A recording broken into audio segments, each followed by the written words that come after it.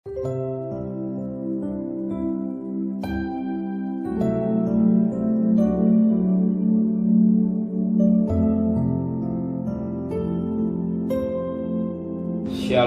pagi, mari sama-sama tundukkan kepala, pejamkan mata sejenak. Bapa yang bersemayam dalam kerajaan surga, yang boleh kami kenal dalam nama Tuhan Yesus Kristus, pagi ini yang cerah di bawah panjang umur yang Kau berikan, kami adakan mesbah keluarga, mesbah pribadi. Kami boleh naikkan pujian penyembahan pada Bapa di surga. Dan kami rindu untuk mendengarkan renungan firman-Mu, sekalipun firman-Mu singkat tapi jadi berkat buat kami. Dan kami juga tidak lupa menaikkan doa sapa. Haleluya. Amin. Shalom pagi. Mari sama-sama kita akan membaca firman Tuhan. Rasul-rasul pasal yang ke-9. Kisah Rasul-rasul pasal 9 ayat 32 sampai ayat 43. Kisah Rasul-rasul pasal 9 ayat 32 sampai ayat 43. Petrus menyembuhkan Eneas dan membagikan Dorcas. Pada waktu Petrus berjalan keliling mengadakan kunjungan kemana-mana, dalam perjalanan itu ia singgah juga kepada orang-orang kudus yang di Lida. Di sini dapatinya seorang bernama Eneas yang telah 8 tahun kembali di tempat tidur karena lumpuh. Kata Petrus kepadanya, Eneas, Yesus Kristus menyembuhkan engkau. Bangunlah dan bereskanlah tempat tidurmu. Seketika juga bangunlah orang itu. Semua penduduk Lida dan Saron melihat dia, lalu mereka berbalik kepada Tuhan.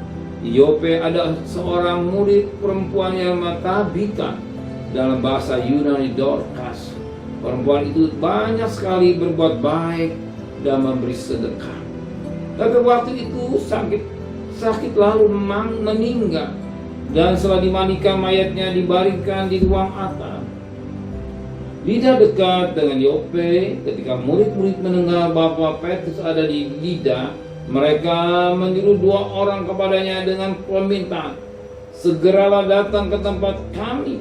Maka berkemaslah Petrus dan berangkat bersama-sama dengan mereka. Dan sampai di sana ia dibawa ke ruang atas dan semua janda datang berdiri dekatnya dan sambil menangis mereka menunjukkan kepada semua baju dan pakaian yang dibuat Dorcas waktu ia masih hidup. Tapi Petrus menyuruh mereka semua keluar, lalu ia berlutut dan berdoa.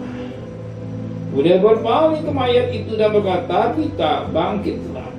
Lalu Tabita membuka matanya, dan ketika melihat Petrus ia bangun lalu duduk. Petrus memegang tangannya dan membantu dia berdiri. Kemudian ia memanggil orang-orang kudus beserta janda-janda, lalu juga kepada mereka bahwa perempuan itu hidup. Peristiwa tersiar di seluruh Yope dan banyak orang menjadi percaya pada Tuhan. Kemudian daripada itu Petrus tinggal beberapa hari Yope di rumah seorang yang bernama Simon, seorang penyamak kulit.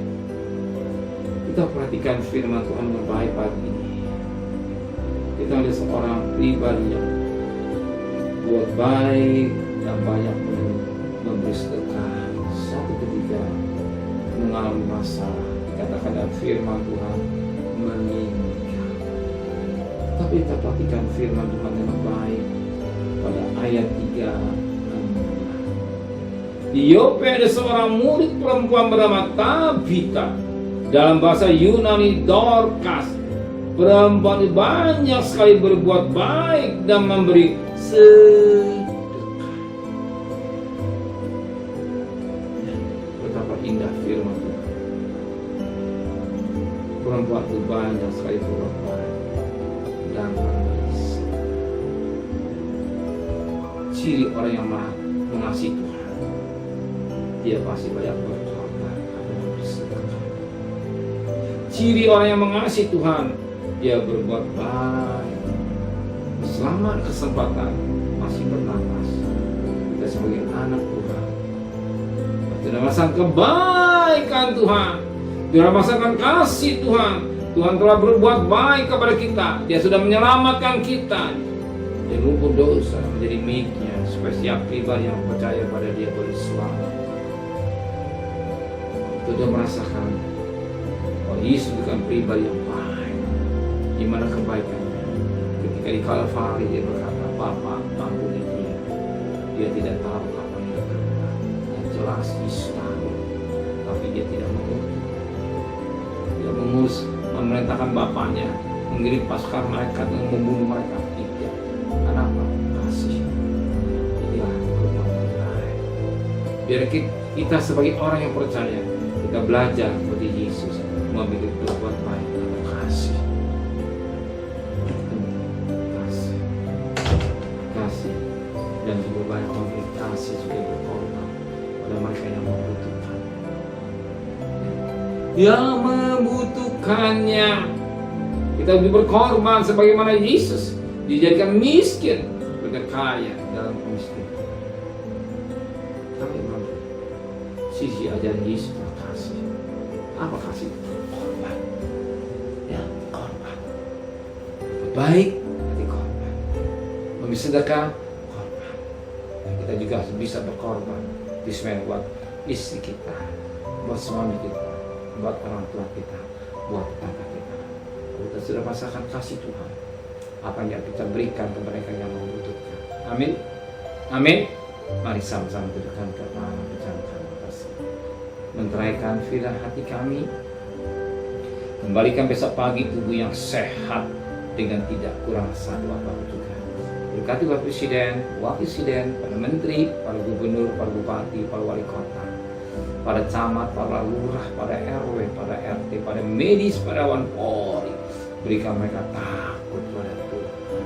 Sedang kekasih, terimalah berkat nikmat dari Allah Bapa, cinta kasih sayang dari Tuhan Yesus, dan berkat Roh Kudus menyertai saudara mulai hari ini sampai Maranatha Tuhan Yesus datang. Yang cinta Dia katakan amin. Tuhan memberkati.